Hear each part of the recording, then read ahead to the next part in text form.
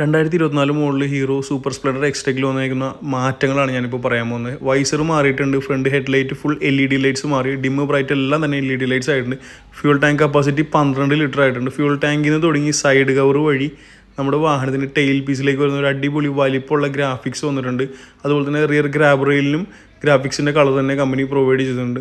മറ്റൊരു കാര്യം എടുത്തു പറയുന്ന ഒരു കാര്യം എന്ന് വെച്ചാൽ ഈ വാഹനത്തിൻ്റെ ഡിജിറ്റൽ മീറ്ററാണ്. ഇപ്പോൾ i3s സ്റ്റാർട്ട് സ്റ്റോപ്പ് ടെക്നോളജിയോട് വരുന്ന ഈ വാഹനത്തിന് ഇപ്പോൾ ബ്ലൂടൂത്ത് സപ്പോർട്ടുള്ള ഒരു അടിപൊളി full digital metre company provide ചെയ്യുന്നുണ്ട്.